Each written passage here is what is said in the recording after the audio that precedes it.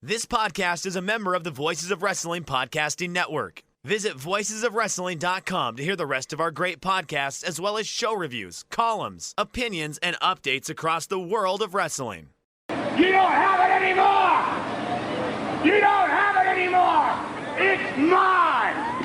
It's mine! I've got an insatiable appetite for life, and I want more!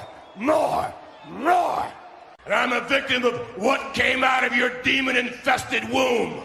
I think I'm going to go to the nearest nudie bar and have a drink. Come on, Tajiri, you're coming with me. Come on.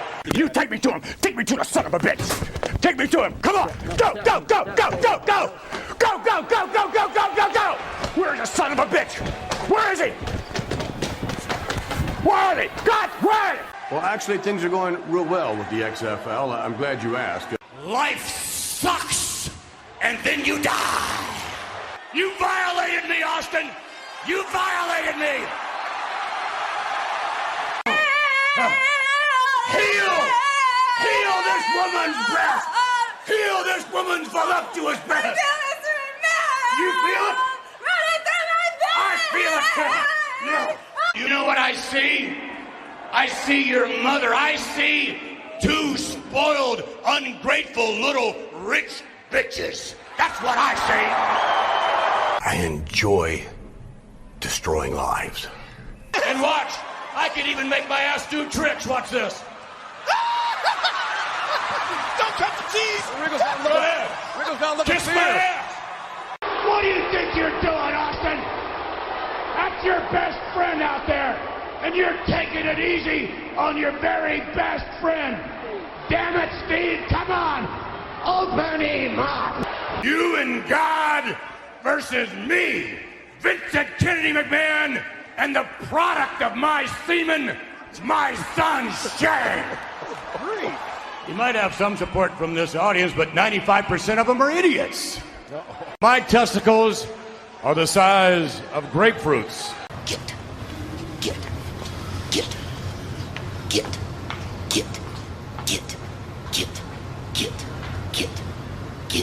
I'm going to inject the WWF with a lethal dose of poison. Oh, Sheldon, you may not realize this, but you're an African American. Vengeance is mine. Ashes to ashes. Dust to dust. You see, this is what's going to happen. Terrorists are going to burn down the Undertaker's house. I am no pervert. I'm going to send Shawn Michaels down to the fiery depths of hell. Amen. Amen. Hallelujah. Okay, well, there's a lot to unpack there. It's my music. Break it down! Oh, you didn't know? Stand back! Do you smell what The Rock is cooking?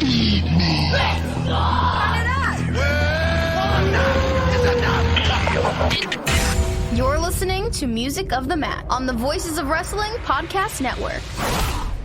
Hello, and welcome to Music of the Mat, the podcast devoted exclusively to the music of pro wrestling.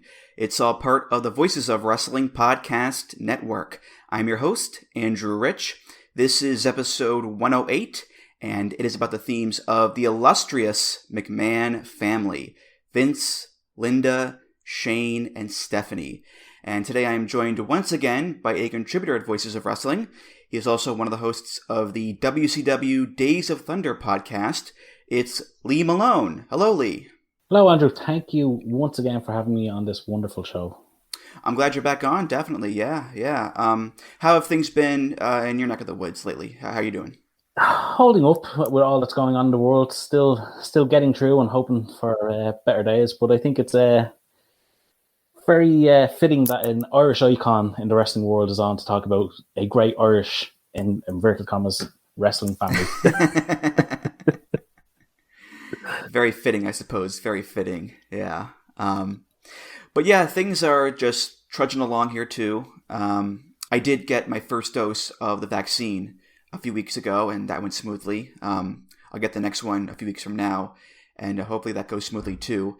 But We're yeah, not I mean, quite so far advanced here in Ireland at the moment. It's still kind of the over 60s and 65s that are getting it at the moment. So yeah, things are not as sunny in other parts of the world as far as that goes. Yeah, unfortunately. But I guess speaking of my health, I did injure myself a few days ago. I tripped over a PS4 controller cable in my room, and I jammed my toe into the floor, and it was hard enough to cause a small fracture in my toe. So I have to, buddy tape it for a few weeks. I mean, the pain isn't bad. There is pretty much no pain at all, but it's just annoying that I have to, walk with a limp for a little bit there, Lee. So yeah, you'll feel it for a couple of weeks as you're walking. But see, the answer there is just get a mobile scooter. Get one of the Ric Flair type wheelchairs. Yeah, or the John Laurinaitis People Power scooter. That yes. one too. But yeah, I mean, it's funny. I had never broken a bone or fractured it in my life before, ever. So my streak came to an end in the dumbest way possible there. But you can blame Tony. Yeah. But really, this whole thing is just driving home the fact that I could never, ever, ever be a wrestler. Because, there are wrestlers who fight injured and fight through pain and deal with shoulder injuries and knee injuries and whatnot.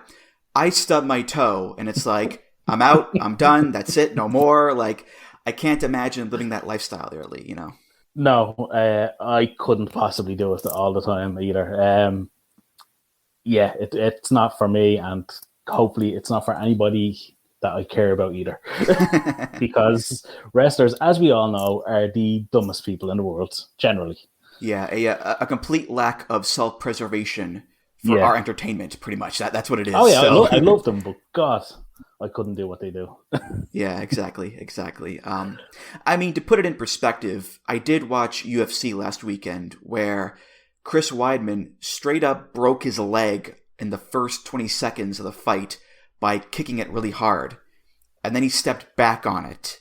So, maybe my bruised toe isn't that big of a deal, I guess, in comparison there. So, in the broader sense of things, yeah, I think you'll get through it. Right. Well, anyway, Lee, enough about that. We are here to discuss the themes of a wrestling family. And there are a lot of families in wrestling. The Harts, the Von Erichs, the Anoa'i, the Guerreros, the Rhodeses, the Flairs. The list goes on and on and on. But the most powerful family of them all, the one at the center of the WWE empire, is, of course, the McMahon family. Vince, the head of the household, Linda, his loyal wife, Stephanie, his little princess, and who could forget dear Rat Boy, a.k.a. Shane. Lee, if we just talked about the McMahons themselves and their various histories and exploits and character traits and storylines, we'd be here for about 50 hours or so, because there is just way too much to talk about in that regard. But we will talk about their entrance themes, because despite being the main engine behind the backstage stuff with the day-to-day and creative and all these corporate decisions and whatnot, and how time-consuming that can all be, they've also been part of the on-screen product for decades now, complete with storylines and characters and feuds and weddings and fugue states and entrance themes as well. I mean, it's been over 20 years at this point of McMahon's on TV in storylines, Lee. It's a long time.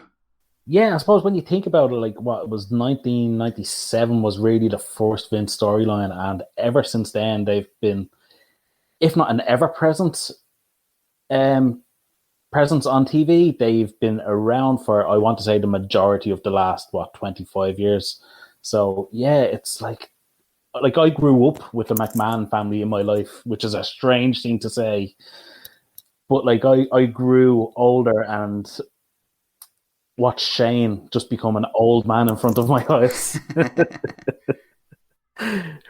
But yeah, no, God, they've been around so long, and like you said, there's so many tangents you could go on, but we won't. Yeah. I mean, like you, the McMahons have been part of my wrestling fandom forever, because I can remember first watching WWE, and Vince was feuding with Stephanie on SmackDown, and Stephanie was the GM there, and they had that I Quit match where Vince was choking out Stephanie with a pipe, and there was then the Buried Alive match with Undertaker where Vince just bled buckets. And on Raw, Shane was feuding with Kane because Kane tombstoned Linda on the stage, and it was just violent and insane, and that was 2003. And yeah, both before that time and long afterwards, we have had just a deluge of McMahons all over the WWE product, and it's ebbed and flowed over the years. You know, nowadays it seems like Shane is the one doing all the storylines really, but you know, for every McMahon moment you can think of, 10 more pop up. I mean, Vince versus God, the Higher Power, the Austin feud, the Shawn Michaels feud, the Authority, Linda low blowing JR that one time, the Invasion, the Miz feud, the Braun Strowman feud that just happened. You know, there's just way too many to name there, Lee. It's incredible. Just hearing you mention the Vince versus God feud, Vince and Shane McMahon in the church is one of the great pre-tape promos or skits in WWE history. It's just a great moment. Yeah, Vince doing the Triple H water spit with the holy water, and the God entrance at Backlash with the funky music. Like, it was great. I mean, say what you will, but you can't deny just how entertaining they all could be. I mean, the Mr. McMahon character is one of the greatest villains in wrestling history. Stephanie, also really good at playing the villain in like the McMahon-Helmsley regime.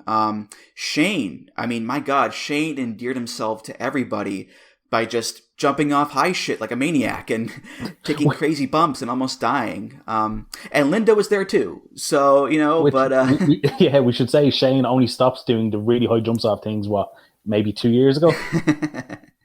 Yeah. But I mean, you know, to be honest, you can see why they've been around for so long, because those characters were part of the Attitude Era, the most successful period in company history. And like a lot of things in WWE, they've kept going back to that well to try to get that success back. You know, it worked before, damn it, it'll work again. And I'm sure ego plays a part as well, naturally, but they just didn't know when to quit. And they just kept using them as storyline players, and it got really old, Lee. Yeah, the whole thing of being on screen for the past 25 years is they never really went away. And we never had the opportunity to really miss them. And like you said, there's been so many combinations of Vince and Shane are together now and they're going to destroy everyone, to Vince and Shane are feuding now, to Stephanie is aligned with Vince. Oh no, she hates Vince. And there's been, like you say, so many different combinations and permutations of it all that we've kind of seen it all. And now it's just, like they're not kind of as looked back on as fondly as they would be if they had kind of gone away a lot sooner.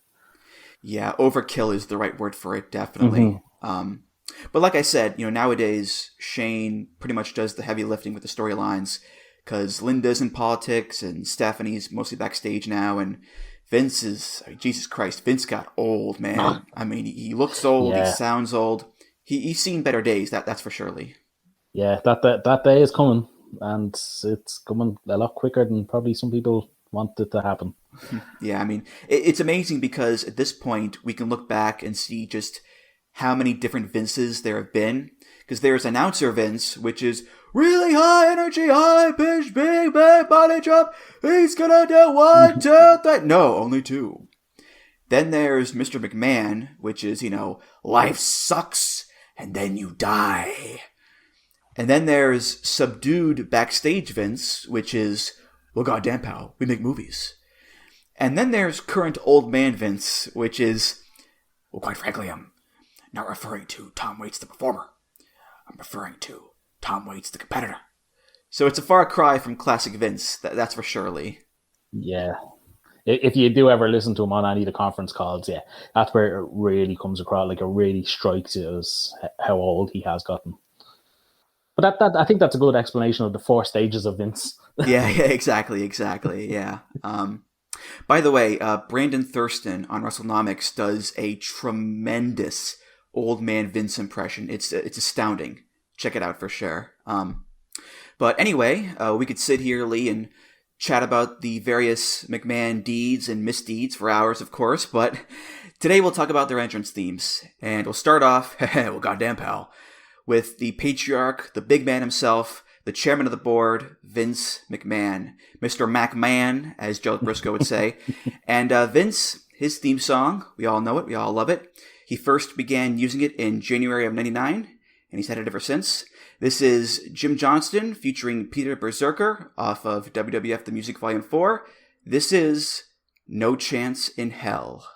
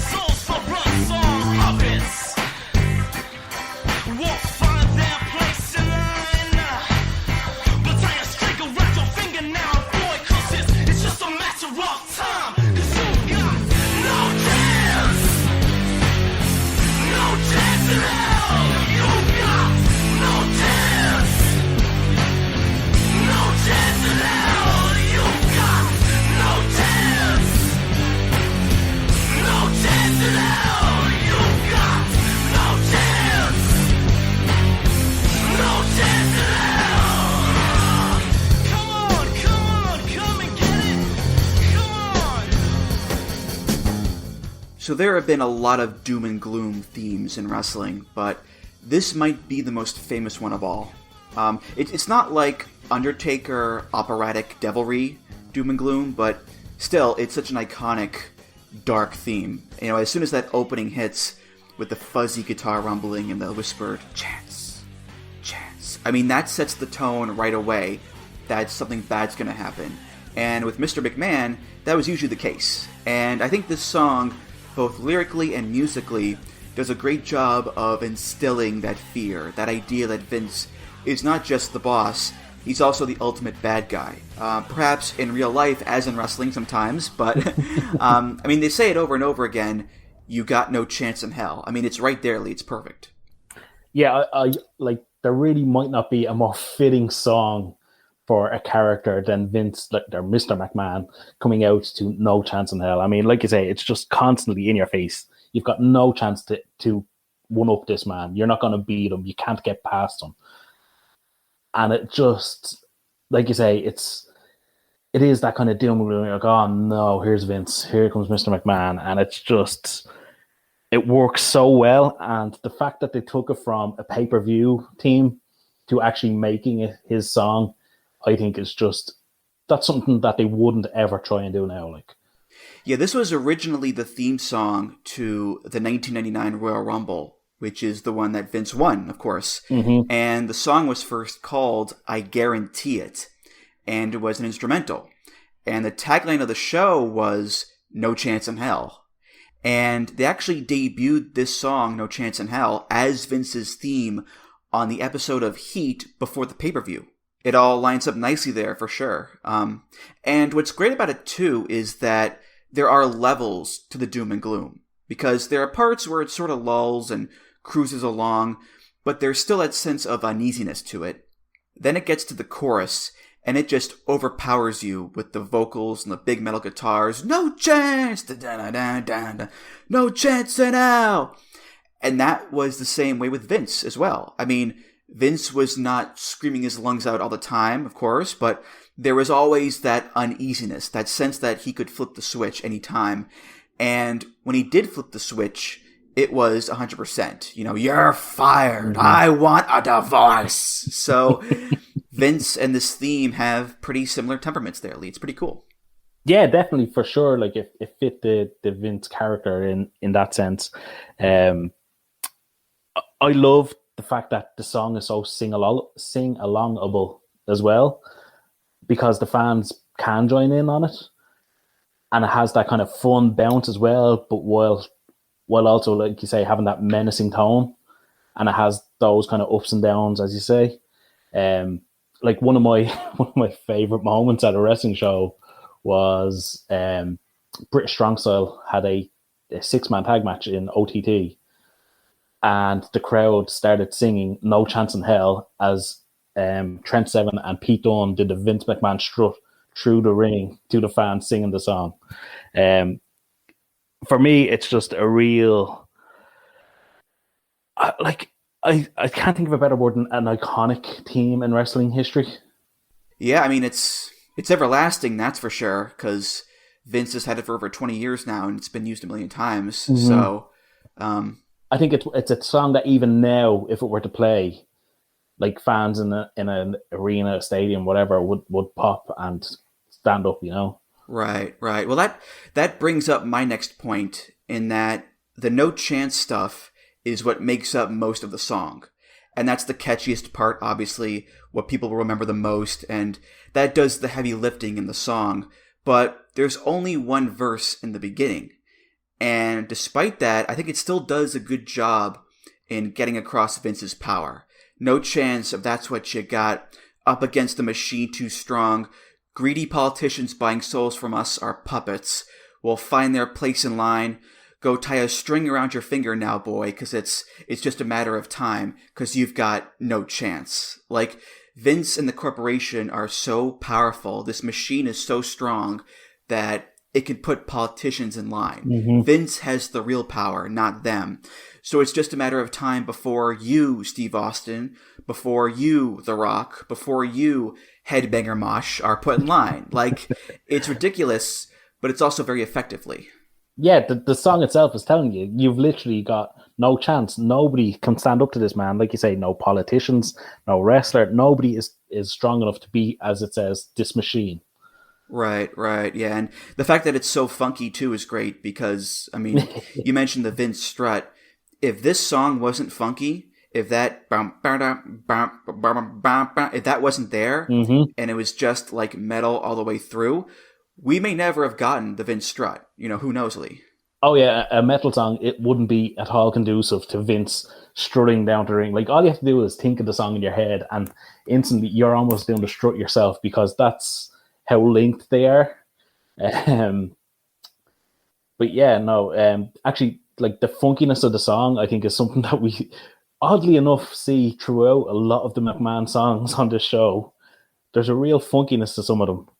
Mm-hmm. Yeah, which is ironic because it's the McMahons, and they are a very white family. So that's a recurring motif in this episode for sure. Yeah. By the way, there was also an unused cover version of this song by Theory of a Dead Man from WWE The Music Volume 8, which thankfully went unused because you just can't surpass that song, Lee. It's impossible.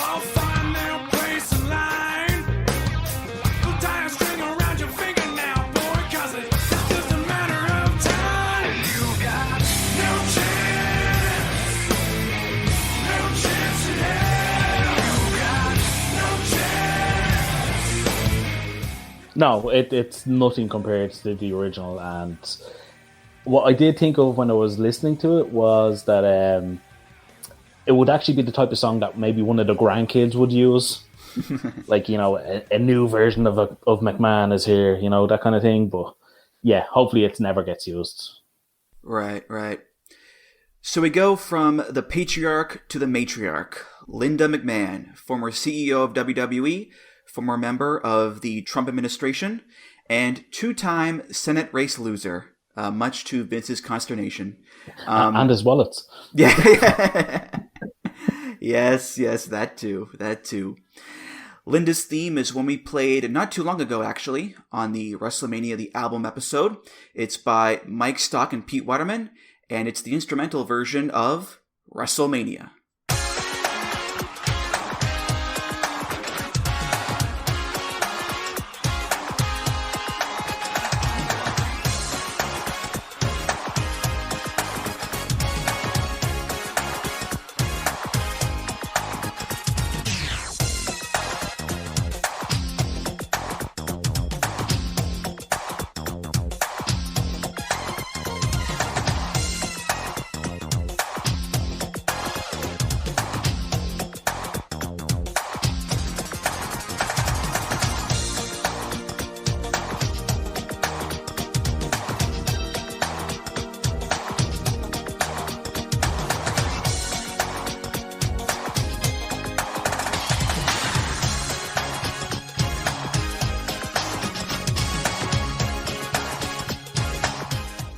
So I don't think we need to get too deep in the weeds here with this one, because it was just played like 2 episodes ago.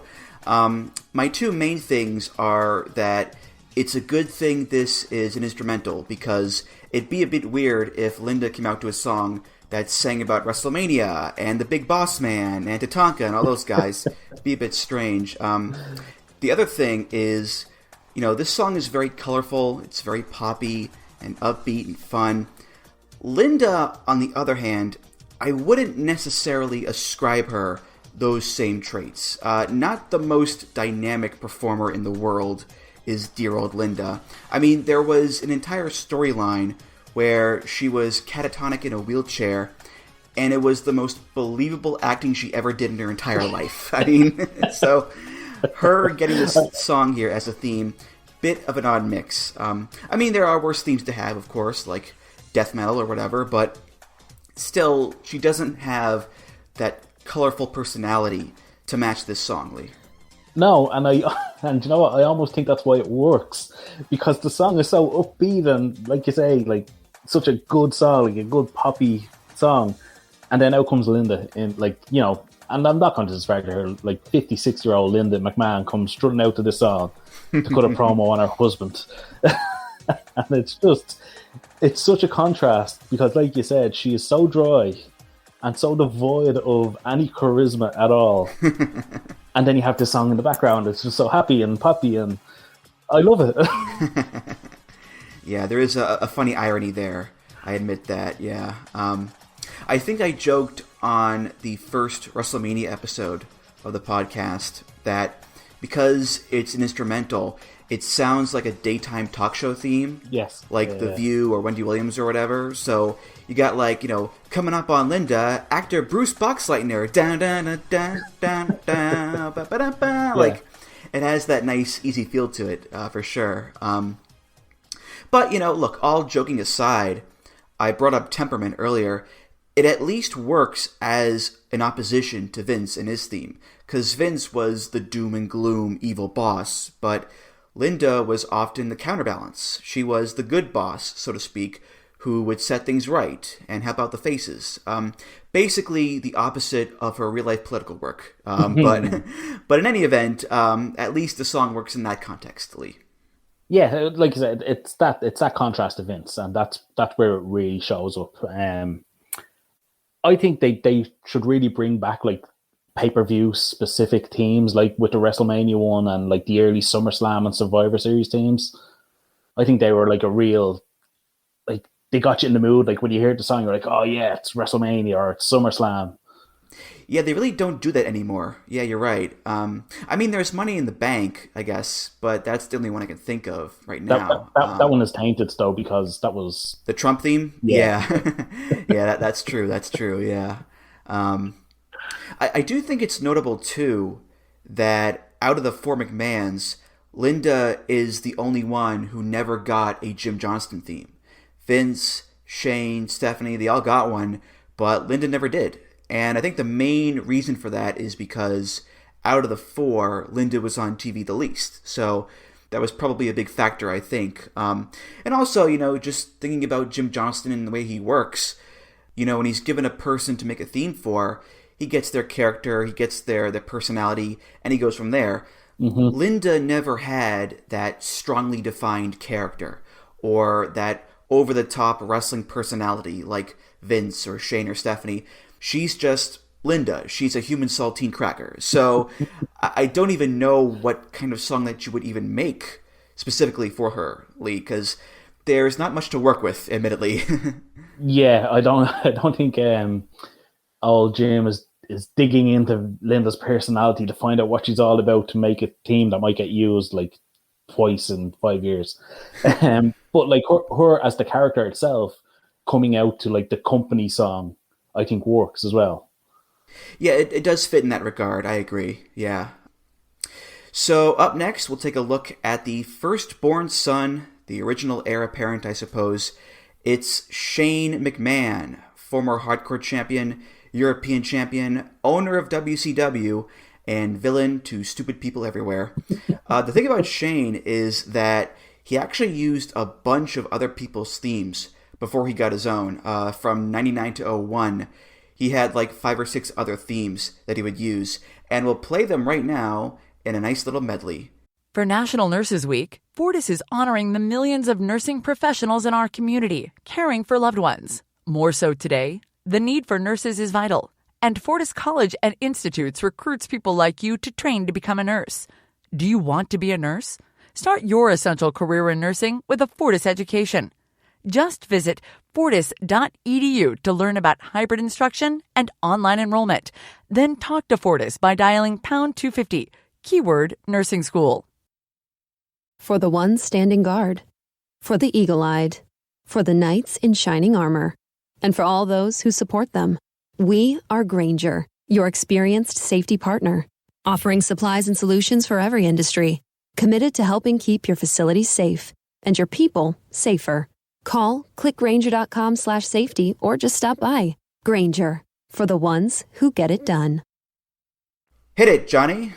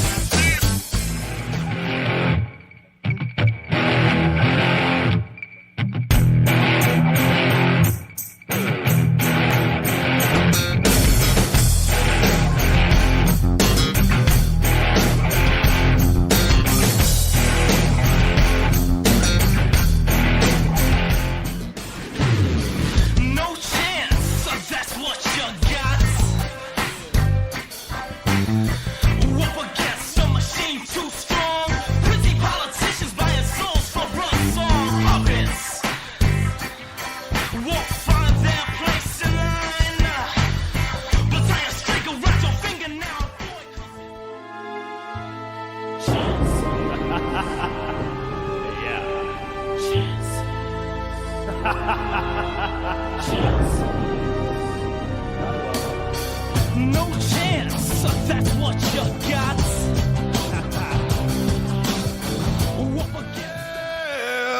Well, it's the big show. Yes, it's a big bad show tonight.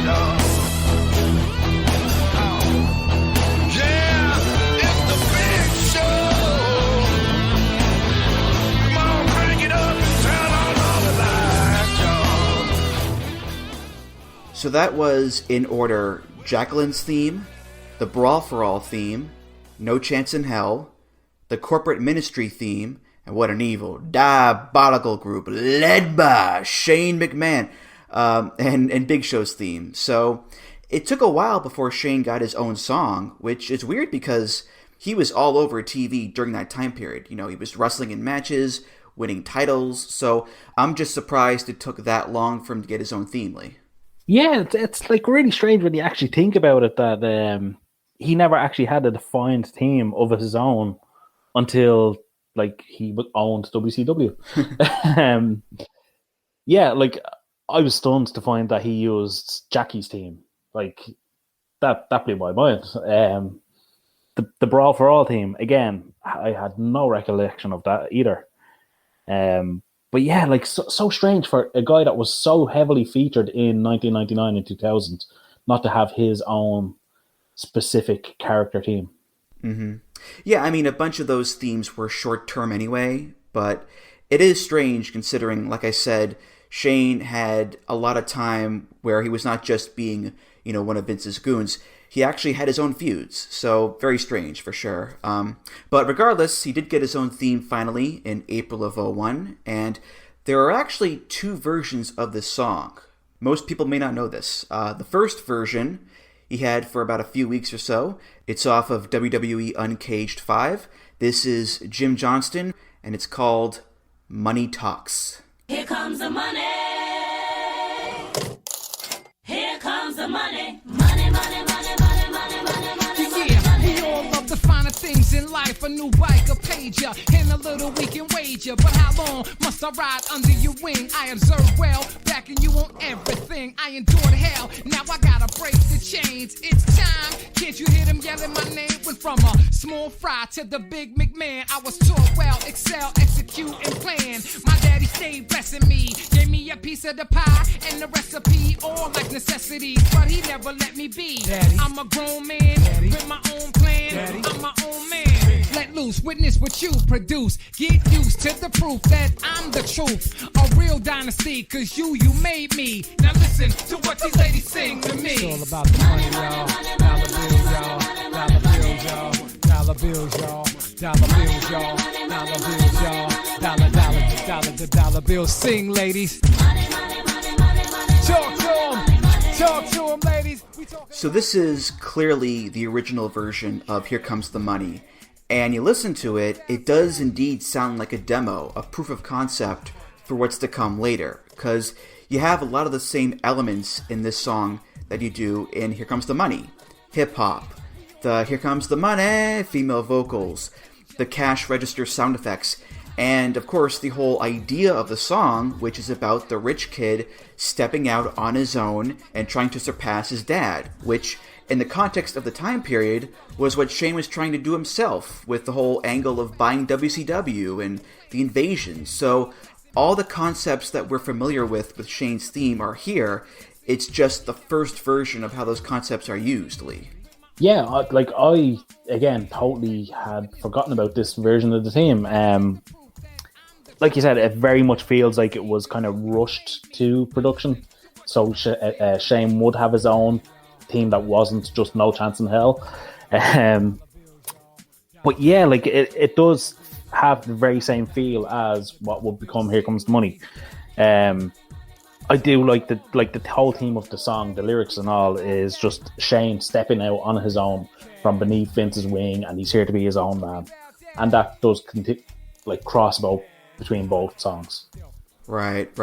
The thing is, though, it's like we're so used to Here Comes the Money that this one, it does sound weird in comparison, I think, because there's not as much going on in this one as there is in Here Comes the Money, both production-wise and lyrically. There's just one rap verse.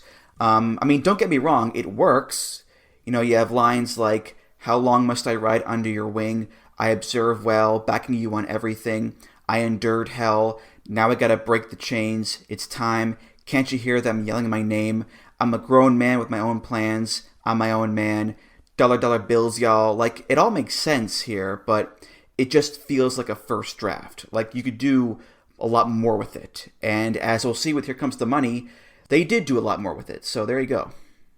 It does feel like it's a song written specifically about Shane, you know, the character stepping out as his own man. And it is good. Like, it is, like, if it was just left as it was and never went on to become Here Comes the Money, like, it would be a good theme song, but it wouldn't be next level memorable. Mm-hmm. And I will say, though, that just the idea of doing a hip-hop theme for Shane, it's pretty brilliant. I mean, because what better way to differentiate the generations than with their music? You know, Vince has the doom and gloom and the metal and whatnot. Shane has the bling-bling flashy hip-hop. So, you know, you got Shane already being the cooler guy by falling off high shit and doing Van Terminators or whatever, but now he seems even cooler and even more of his own man because he has this cool, flashy hip-hop theme. So it works in that regard too, Lee. Yeah, like when you consider the time, like 2001, this would have been like, well, you know, to people like me, like white suburban kids like me, I suppose, like it would have been like super cool, kind of, oh my God, he listens to rap music, for whatever kind of rap music this you would class this as. Yeah. And again, we must stress, Shane, not really the most typical looking hip-hop aficionado, that's for sure, coming from Greenwich, but that's the recurring motif here on the episode, after all, is that clash of styles there. So in May of 2001, Shane gets the second version of his theme, the one he has had to this very day. It's off of WWE Anthology. It's by Jim Johnston, featuring Naughty by Nature, and this is Here Comes the Money. Here comes the money. Here we go. Money talk. Here comes the money. Money. Dollar. Ching, bling, bling, cut the chatter. You ain't talking money, then your talking don't matter. Ching, bling, bling, patent pockets. We take the dollar, can a damn soul stop it. Here comes kid on the block. Hold all your bets, here's where the buck stops. See, first of all, I'm stepping out on my own. About time I elevated to claim my own throne. Success in my blood, call it homegrown. Puerto Rican testosterone. Power and money got me crazy cocky. No longer need you, Poppy. I know you're mad because you can't stop me. And if you wonder how this player done scooped your honey, I think she smell my cologne, it's called brand new money. Making major moves, man, ain't a damn thing funny. Pimpin' hood rats to Playboy bunnies. They see the... They see it, they see it. Say what? Money. Now this is more like it. This is the proper Shane McMahon theme. The production sounds fuller, there's more beats and music and lyrics behind it, and it's a really damn good song. I mean, nowadays, Shane has white hair, and his skin turns beet red at a moment's notice, and he looks coked out of his mind half the time, but you know what? Whenever I hear, here comes the money, here we go, money talks, here comes the money, I still get that little endorphin rush, Lee. I can't lie. Oh yeah,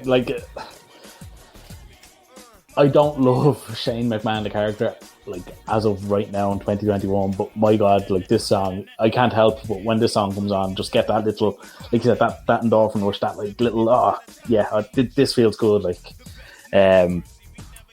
it's just, it just brings me back. It brings me back to better times, this song.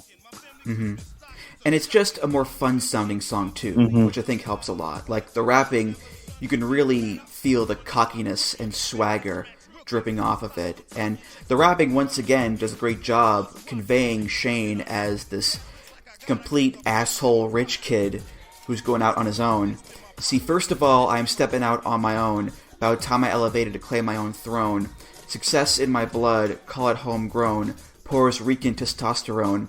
Power and money got me crazy cocky. No longer need you, Poppy. I know you're mad because you can't stop me. Ching ching bling bling. Making monster money smelling just like a mint. All the lyrics are so honed in on this character that there's no mistaking what the song is about or what the attitude is that it's trying to convey, Lee. Oh yeah, it really is. This along with No Chance in Hell is when it comes to WWE, these are all-time top tier entrance themes, and again, for me, it's just when you hear, like you say, here comes the money, you just need to say it in your own head and you're instantly singing the song to yourself.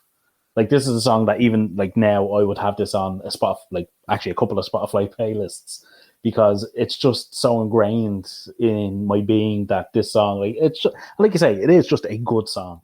Yeah, and again, differentiating from Vince, No Chance in Hell, a fairly basic song. One verse, the chorus does most of the work. It's aggressive and intense.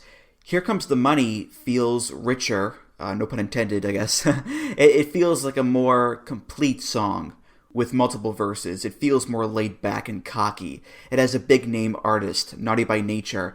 And while No Chance in Hell is all about power, Here Comes the Money is about, money, stacks of cash and bank vaults and retirement funds. So Vince's theme may be about power and fear, but Shane's theme is about wealth and greed. Yeah, this song doesn't try to hide who Shane is. He's not saying I'm this, poor kid that came up on the streets. No, this song is telling you Shane is money. Like it said, success is in his blood. It's, it's Puerto Rican testosterone. It's just, money is, when you think of money, you think of Shane McMahon. That's what this song is telling you. Right. Also, this is an aside, but I love the part where it goes, I'm one smart cookie, the vet that smacks rookies. My stock's on top, your checks bounce while mine boogie. That part always gets me, Lee. I love it so much. Great set of lyrics. It is ironic, though, that Shane has a theme song that's about breaking away from his dad, because, as we all know, what Shane wants the most is for Vince to finally just hug him and say, I love you, and I'm proud of you, son. And God damn it, Lee, he's going to keep falling off of high things until he gets that fucking hug. For Shane's sake, I hope he gets that hug soon. Yeah. I really do. God, for his sake, for his muscles' sake, and his bones, and his kids. Like, there's a lot on the line there for that hug. So, again, and I think like you have to consider when this song, again, this came just a couple of weeks after the original. You said, again, like think of the time period we're in. We're in 2001. We're in peak Invasion era. And again, like the song is all about breaking away from Vince. And again, it fits the character and the time, you know? Yeah, it's pretty great for sure. So we've reached the final McMahon family member here. The daughter, the $1 billion princess, the chief brand officer, wife of one Triple H. It's, of course, Stephanie McMahon, who, as we all know, Lee, was the founder of the women's revolution in WWE. It's all because of her, Lee. She started women's wrestling in America. Who knew? That's right. At the tender age of -50. I mean, it's incredible her accomplishments there at such a young age. But anyway, Stephanie, for a few years, also came out to other people's themes. She came out to Triple H's themes My Time and Game Time. She also came out to the ECW Invasion theme, Bodies by Drowning Pool. And then in 2002, she became the GM of SmackDown and finally got her own theme. This is off of WWE Anthology. It's by Jim Johnston featuring Jackie O. Not the former Mrs. JFK, a different Jackie O, the rapper. This is called All Grown Up. I'm all grown up now, and I listen and learn the true star, and I'm finally getting my turn. Took my L, earned my spot. I'ma be here for a minute, sonny boy, if you like it or not. Why you think about chicks and whips? I'm on a yacht though, laid back, sun in my face, just like Pablo or Tony Montana. The world is mine. Ain't a cloud in the sky that can stop my shine. I love it. I done came from the grime and grit. Now I'm on top, shining on some rhyme and shit. When you think about me, you think of the best, like a full-length mink or a new Corvette. Yes, when I spit, consider the mess about my past. 6 digits, nothing less. You think of Jackie O, you think of success. Success. I'm all grown up now. Gonna show this world how a woman takes on it all. And watch the old guard fall. I'm ready for the world to come to me. Everyone to see. I'll make you believe I'm in control. So Stephanie has her own hip-hop theme here, like Shane. A bit more subdued than Shane's theme is. This is more R&B, has the sultry ladies singing in the chorus, but it does touch on a lot of the same trends as Shane's theme does, in that it's braggadocio, and it talks about how she's got all these nice things and will take the world by storm and be on top and be successful, and it's her time. I'm all grown up now, gonna show this world how a woman takes on it all, and watch the old guard fall. I'm ready for the world to come to me, everyone to see. I'll make you believe I'm in control. It's definitely not as flashy as Shane's theme is, but you can see the similarities between the two, Lee. Yeah, like you said, it's not, like you said, it's not as brash and cocky as Shane's, but it does, like, it's very surprising that the McMahon children of all children would have these kind of hip-hop style themes. I do like the one lyric, I took my hell and earned my spot, like for Stephanie to come back from post-invasion and be made SmackDown GM. I thought that really fit, like that's a really good little lyric. But yeah, like you said, it really fits the same theme as Shane stuff, where she's learned her lesson, she's been under Vince's wing, and now it's her time to step up and be the woman, as it were. Yeah, that's the key difference there, is that this song touches more on like the actual hardships of the past than Shane's theme does. Took my hell, earned my spot. I came from the grime and grit. I took my setbacks, got knocked out, but I ain't sweat that. For years I've been hated on, spit on, and kicked on. So it talks more about struggling through adversity to get to the top than Shane's theme does. Now, I imagine Jackie O is talking about herself there because, let's be honest, I doubt that Stephanie, the boss's daughter, had a bunch of real-life adversity to go through. But, in kayfabe, she took her lumps, was kidnapped by Undertaker that one time and sprayed down with milk. So, I guess the overall message here is that was the past. I went through some shit, but now I'm all grown up. I'm my own woman. I'm SmackDown GM, and I'm in charge now, so deal with it. Yeah, and it was such a contrast from like the last time we seen her was like ECW era, so like she was still using bodies and whatever alliance team they were coming out to, and again, this is just such a contrast then to come out to this kind of R&B hip hop type song to be like, oh, okay, so this is like a brand new Stephanie. It's like a fresh start, and like the song touches on, she's had her losses and now she's back and she's a new person. Mm-hmm.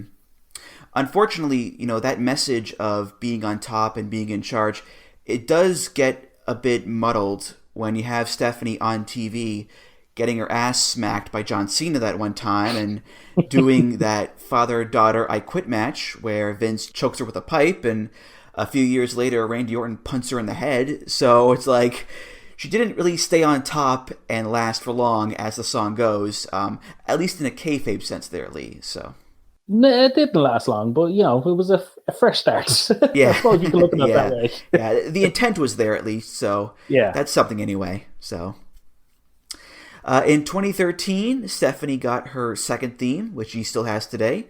It's once again by Jim Johnston featuring Jackie O. It's called Welcome to the Queendom. Style and grace, I'm never gonna be done. Lean on in. Now welcome to the queendom. The queendom, where the kings bow down. They relinquish the crown. Y'all gon' hear me now. I just turn that around and make you love me, love me, love me. The queendom, where the kings bow down. They relinquish the crown. Y'all gon' hear me now. I just turn that around and make you love me, love me, love me. Look at that girl there, hips, lips, hair, walks with a flair like she just don't care. Nobody do her like she do her. Self-made, so paid, do an actor. She stop, do, stare, chicks do too. Bounce, so bounce, never ever gon' lose. Her top down crew, so smooth, nothing better. Boom to the letter, you got to respect her. Mamacita off the meter, she a go-getter. With the speed of a cheetah, live jet better. So hot, they sweat her like a sweater in a sauna.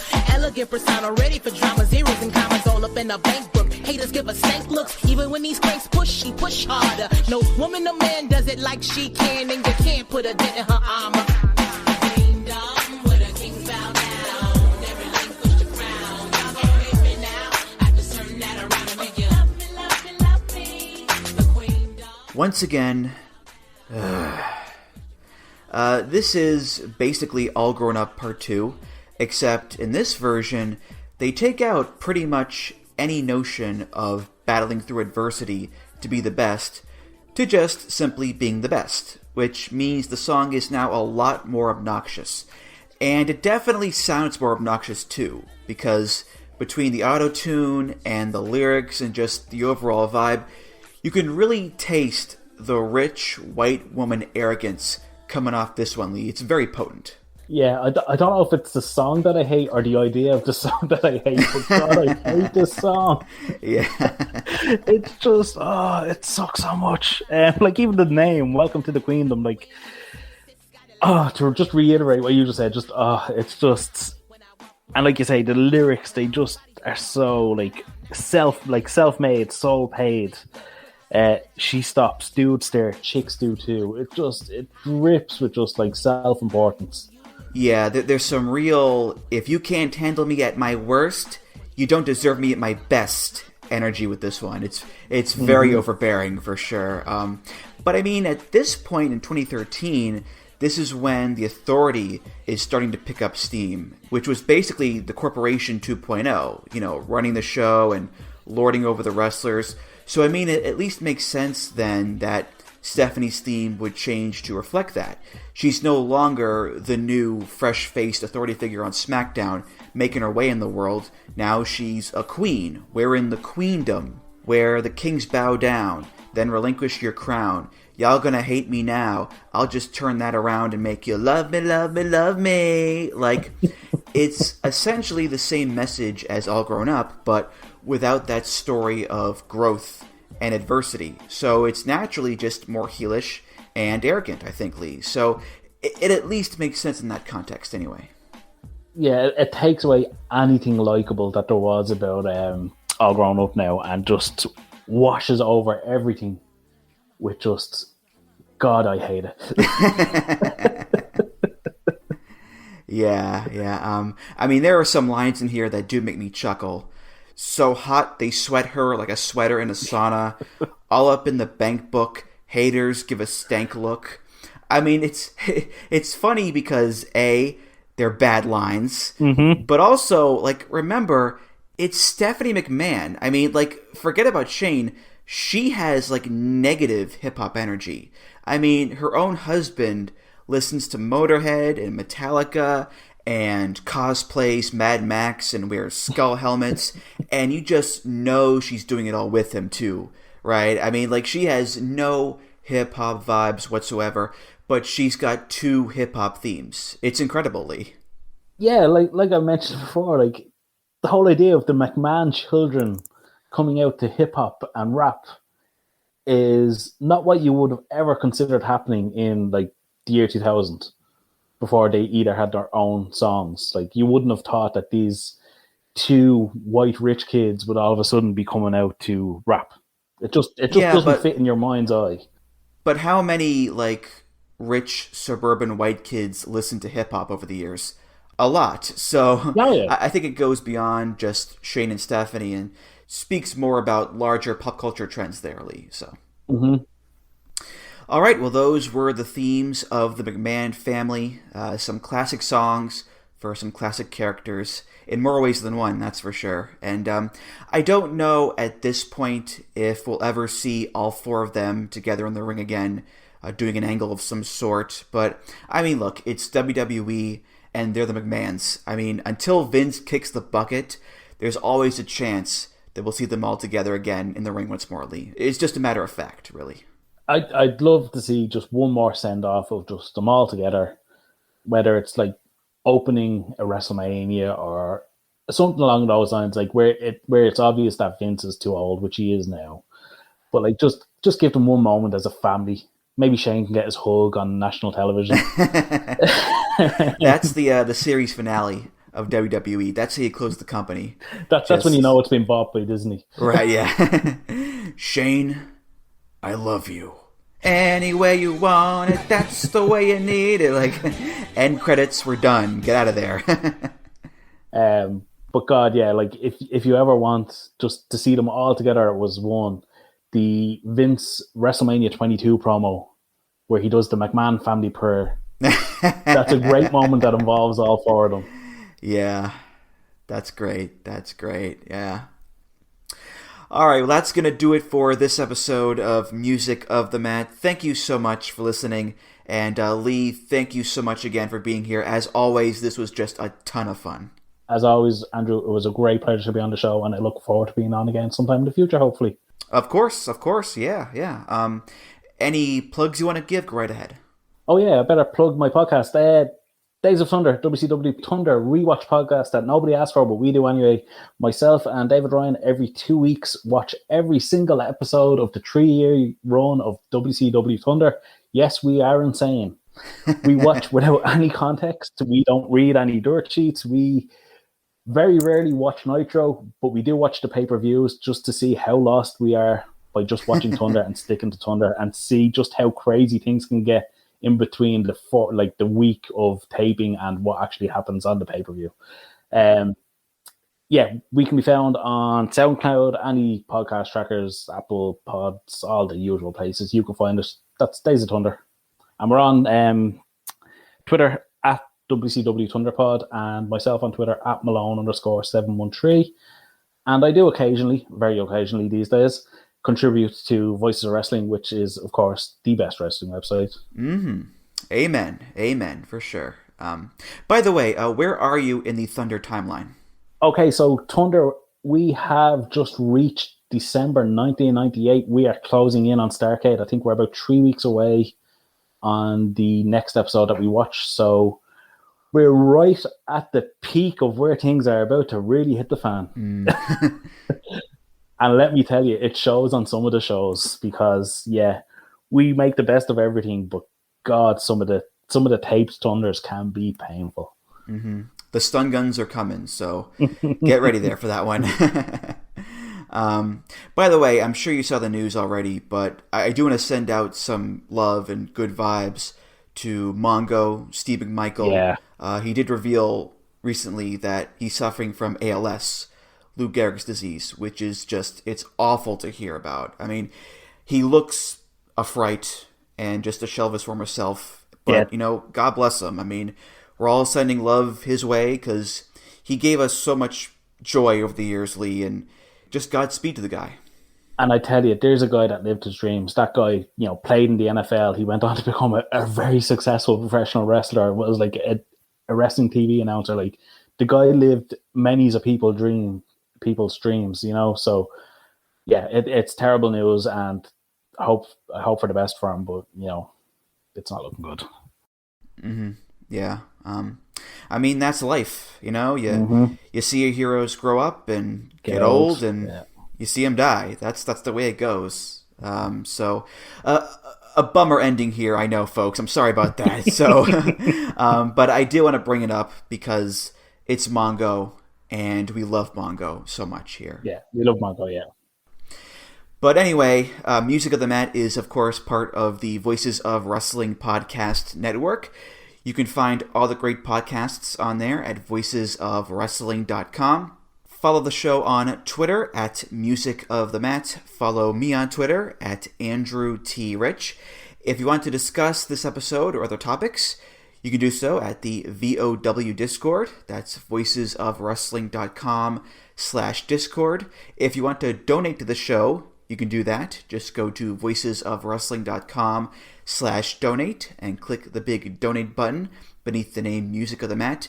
If you donate, hey, thanks so much. You're awesome.